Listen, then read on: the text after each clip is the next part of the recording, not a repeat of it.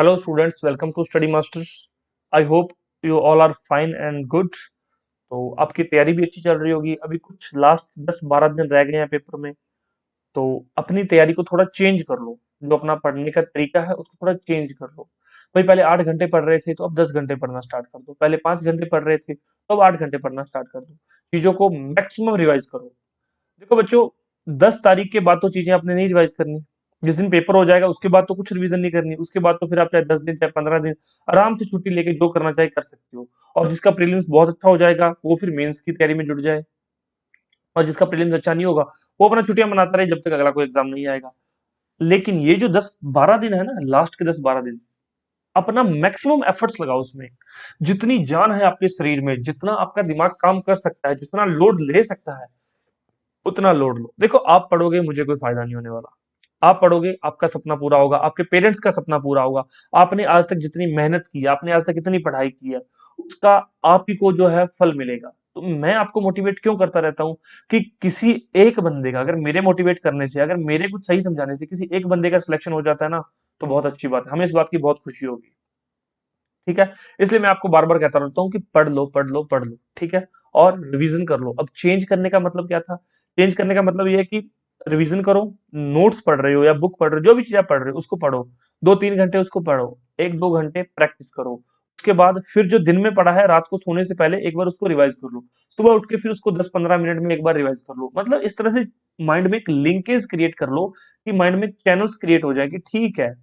जैसे मेट्रो की लाइंस नहीं होती कि आप लोग किधर से कोई भी मेट्रो लाइन किधर भी जा सकती है, उसी तरह से सिर्फ ये ना हो कि हाँ आप लोग एक ही लाइन से जा सकें। आपको यहाँ पहुंचना है इस पॉइंट तक, तो आप किसी भी रास्ते से आ सकते हैं। मतलब आप इतनी पढ़ाई कर लें, इतनी रिवीजन कर लें कि क्वेश्चन आए तो आप फटाफट से टिक कर दें। आपको ज्यादा सोचना ना पड़े, आपको आंसर पता हो। तो इस लेवल की मेहनत आपको करनी पड़ेगी। अभी जो है बच्चों में, जब 1 लाख बच्चों ने फॉर्म भरे हुए हैं उसमें से 60-70 हजार तो ना करते भी पेपर देने पहुंच ही जाएंगे। और इस बार चाहे दूसरी बार हो तो शायद 50 हजार ही पहुंचे। तो अगर 50 हजार भी पहुंच जाएंगे तो 50 हजार में से टॉप 3000 में आने के लिए आपको मेहनत तो करनी पड़ेगी। हाँ, 50 हजार में से सभी तैयारी नहीं कर रहे, कोई अपना काम कर रहा है, कोई अपना जॉब में है, कोई कुछ कर रहा है। तो कंपटीशन तो सिर्फ 10 हजार लोगों में है। 10 हजार में से भी टॉप 3000 में आना बहुत बड़ी बात है, छोटी बात नहीं है। तो उसके लिए खुद को तैयार करो। करंट अफेयर आपको, इतनी अच्छी चीज है करंट अफेयर अभी आपके लिए इस टाइम पे जो मैं आपको प्रोवाइड करवा रहा हूँ। ये करके चले जाओ। अगर पेपर में 30 क्वेश्चन आएंगे ना, तो 30 में से 28 आपको इन्हीं वीडियोस में से देखने को मिलेंगे। अगर 20 आएंगे तो 20 में से आपको 18 इन्हीं वीडियोस में से देखने को मिलेंगे। अगर 10 क्वेश्चन आएंगे तो 10 के 10 आपको इन्हीं वीडियोस में से देखने को मिलेंगे। ये बात ध्यान रखना आप इस बात का। और आपको पता है कि एक एक क्वेश्चन बहुत मायने रखता है, क्योंकि एक तो क्वेश्चन गलत हो गया तो नेगेटिव हो जाएगी, दूसरा उसका सही नंबर गया। तो इन बातों को ध्यान रखो और प्रैक्टिस जरूर करो। आप लोग टेस्ट सीरीज भी परचेज कर सकते हैं। ये व्हाट्सएप नंबर है, यहाँ पर आप कॉन्टैक्ट करके पता कर सकते हैं। ये नंबर है हमारे। चलिए शुरू करते हैं हमारा आज का lecture. Who is the union minister of fisheries, animal husbandry and dairying? तो कौन है? पुरुषोत्तम रूपाला। मैंने आपको लास्ट लेक्चर में कहा था कि आप एक बार सारे मिनिस्टर्स जो है पढ़ लीजिए कि किस मिनिस्टर के पास कौन सा मंत्रालय है, कौन सी मिनिस्ट्री है। अगर पढ़ा हो तो बिल्कुल सिंपल सा क्वेश्चन था, तभी मैंने ये क्वेश्चन यहाँ पे डाला है। ताकि आपने कल मेरी बात मानी है या नहीं मानी है? नहीं मानी है, आई नो। तो फिर इसका आंसर कहाँ से पता होगा आपको? पेपर में मत मान के जाना। वहां पे जाके क्वेश्चन मिलेगा, फिर देखना कि एक दो तो पता है जो सर ने कराए थे, बाकी मैंने पढ़े नहीं है, तो बाकी मैं बैठा हूँ। World toilet day is celebrated every year on which date? विश्व शौचालय दिवस हर साल किस तारीख को मनाया जाता है? 19 नवंबर को मनाया जाता है। Who delivered the keynote address from India at 2021 in Sydney Dialogue? तो सिडनी डायलॉग में 2021 में भारत की ओर से मुख्य भाषण किसने दिया था? नरेंद्र मोदी ने दिया था। और आपको ज्यादा सिडनी डायलॉग के बारे में पढ़ने की जरूरत नहीं है, ये ऑस्ट्रेलिया का इनिशिएटिव है, ऑस्ट्रेलिया इंस्टीट्यूट का इनिशिएटिव है। तो बस सिडनी डायलॉग 2021 में हुआ था, ये याद रखना। और इसमें जो है मेन एड्रेस किसने किया था? नरेंद्र मोदी ने। और सिडनी डायलॉग किस ईयर हुआ था? ये आप पूछ सकते हैं आपसे कि 2020 में हुआ था, 21 में हुआ था, 2022 में हुआ है, या फिर नन ऑफ द अबव। तो 21 में, याद रखना, सिंपल सा क्वेश्चन है।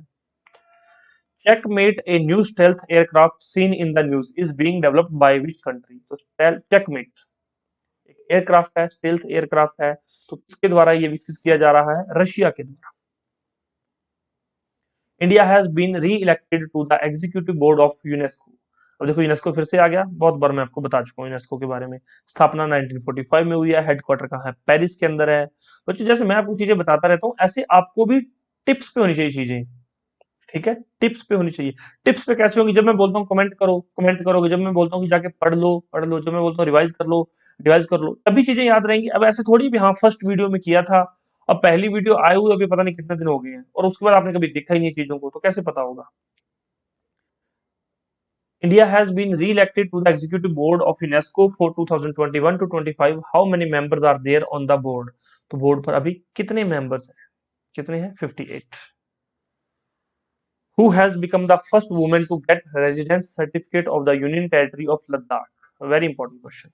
क्या नाम है उनका, Fatima Bano. Who has been assumed the charge of Chief of Staff of Western Command? तो किन को जो है वेस्टर्न कमांड का चार्ज दिया गया है, देवेंद्र शर्मा को। Which country has topped the 2021 Mercer CFS Global Pension Index? तो किस कंट्री ने, किस देश ने CFS ग्लोबल पेंशन इंडेक्स को टॉप किया है, किसने टॉप किया है, आइसलैंड ने। अब देखिए इसमें टोटल 43 कंट्रीज हैं, इंडिया का रैंक क्या है ये भी पूछा जा सकता है, आगे क्वेश्चन मिलेगा आपको। इंडिया का रैंक 40 है, टोटल 43 कंट्री है, टॉप किसने किया, आइसलैंड ने टॉप किया। अच्छा एक बात बताइए, आइसलैंड की कैपिटल क्या है, सिंपल सा क्वेश्चन है, आइसलैंड की कैपिटल तो बता दो। आई नो आप में से 100 बच्चे देख रहे हैं, 100 में से सिर्फ 3 बच्चे कमेंट करेंगे, बाकी 97 निकल जाएंगे। और ये 97 वो बच्चे होते हैं जो 10,000 में से 3,000 सिलेक्ट होते हैं, ये वो 3 हैं, और ये 97 यहाँ रह जाते हैं।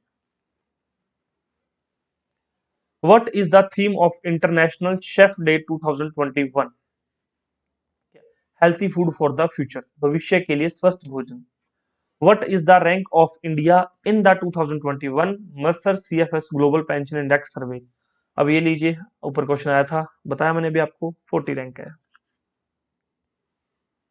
और करंट अफेयर की पीडीएफ डाउनलोड करनी है, डिस्क्रिप्शन बॉक्स में लिंक दिया गया है, इनमें से किसी भी चीज की आपको रिक्वायरमेंट है तो आप लोग लास्ट टाइम मूवमेंट के लिए शॉर्ट नोट्स भी ले सकते हैं, रिवीजन के लिए आप इस नंबर पर कॉन्टैक्ट करके डिटेल ले सकते हैं। What is the theme of world post day in 2021?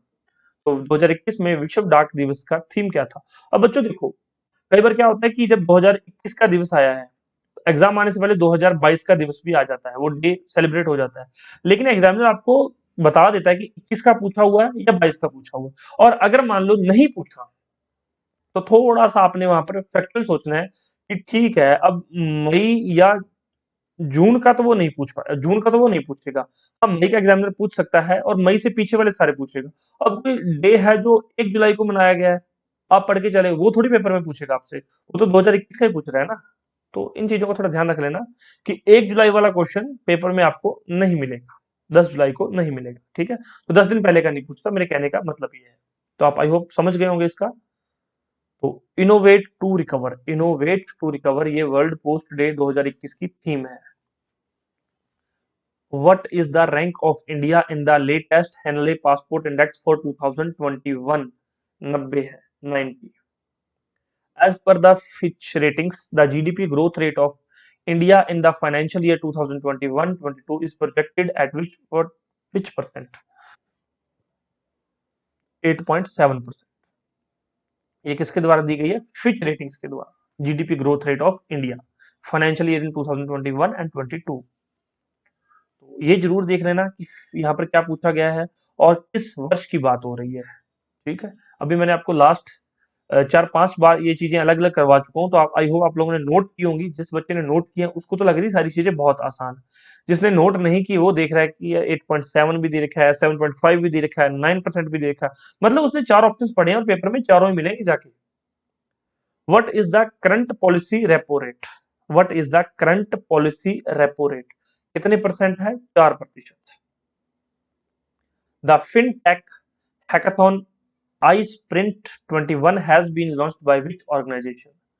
Fintech hackathon iSprint 2021 किस संगठन द्वारा शुरू किया गया है, इसके द्वारा शुरू किया गया IFSCA द्वारा, IFSCA द्वारा। अब बच्चों देखो यहाँ पर 4 ऑप्शन हो रहे हैं, नस्कॉम, एनपीसीए, आरबीआई। अब जिस बच्चे ने पिछले हमारे सारे लेक्चर्स देखे हैं उसको नस्कॉम के बारे में पता है, एनपीसीए के बारे में पता है, आरबीआई के बारे में पता है, कब क्या क्यों कैसे सब कुछ बताया हुआ है। अब अगर मैं बार बार इसी को बताता रहूंगा तो 60 लेक्चर मैं कब पूरे करूंगा, आप मुझे खुद बताओ। एक लेक्चर अगर 30 मिनट का हो जाएगा, 25 मिनट का हो जाएगा, तो आप लोग रिवीजन कब करेंगे? रिवीजन में भी फिर टाइम कंज्यूम होगा। रिवीजन का मतलब अब ये होता है ना कि सर रिवीजन आप करवा रहे हो, अब मैं रिवीजन नहीं करवा रहा, मैं आपको फटाफट से सारे क्वेश्चंस कवर करवा रहा हूँ, क्योंकि आपको पता है दिन थोड़े रह गए हैं और लेक्चर्स अभी आपके थोड़े से पड़े हैं। ठीक है, तो मैं फटाफट से आपको सारे लेक्चर्स कवर करवा रहा हूँ। और हाँ, कुछ नया आता है ना तो मैं जरूर आपको बताता हूँ, जैसे कि IFS नया है, international financial services centre authority, international financial services centres authority. अब ये नया, ये मैं आपको बता देता हूँ। जो चीजें बताई हुई पहले पुरानी चीजें, उनको कम से कम आप खुद पढ़ सकते हो ना। Which railway zone has developed the battery operated dual mode locomotive Navdoot. अब ये नवदूत बहुत इंपॉर्टेंट है, नवदूत याद रखना।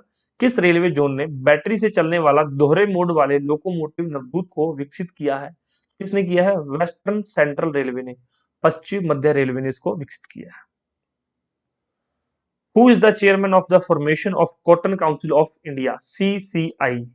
तो CCI के नए चेयरमैन कौन है, इसके नए अध्यक्ष कौन है CCI के? कौन है? सुरेश भाई कोटक। तो यहाँ पर कॉटन है और यहाँ पर कोटक है, थोड़ा याद रख लेना, एक लिंक सा बना लेना माइंड में कि कॉटन काउंसिल ऑफ इंडिया के नए चेयरमैन कौन है। कई बार पूछ लेता है एग्जामिनर और बच्चों को लगता है कि पता नहीं, मैंने तो ये पढ़ा ही नहीं। Who has received an honorary CBE bye her majesty the queen? तो ये किसको मिला है? महामहिम महारानी द्वारा मानद CB किसे प्राप्त हुआ? अब CBE क्या है? CB commander of the order of British Empire, commander of the order of British Empire. ठीक, तो ये किसको दिया गया? अजय पीरामल को। ठीक है, ये इंपॉर्टेंट है, याद रख लेना। Which among the following has been removed from S&P 500 ESG index prompting Musk pushback?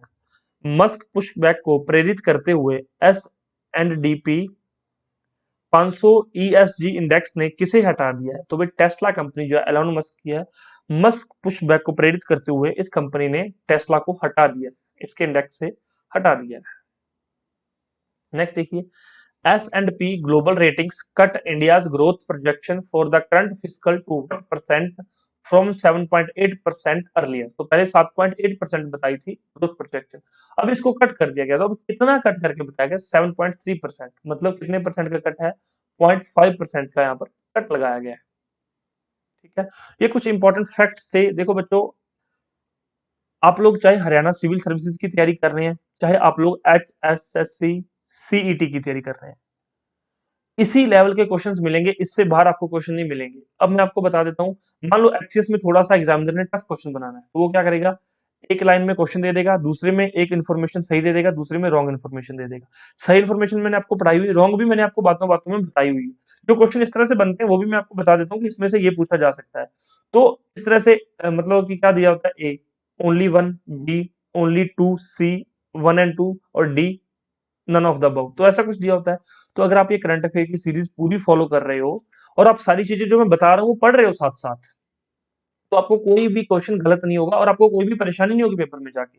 हाँ, अगर आप रिवीजन नहीं कर रहे, पढ़ नहीं रहे हो, तो फिर मैं कुछ नहीं कर सकता उसमें। और HSSC CET के लिए तो डायरेक्ट क्वेश्चन मिलेंगे और HCS में भी डायरेक्ट क्वेश्चन मिलेंगे, क्योंकि चांसेस रहते हैं, 1% चांस होते हैं कि वो क्वेश्चन इस तरह से बना दे जैसा UPSC पूछता है। अदरवाइज HCS आपको पता है हर बार डायरेक्ट क्वेश्चन ही पूछता है।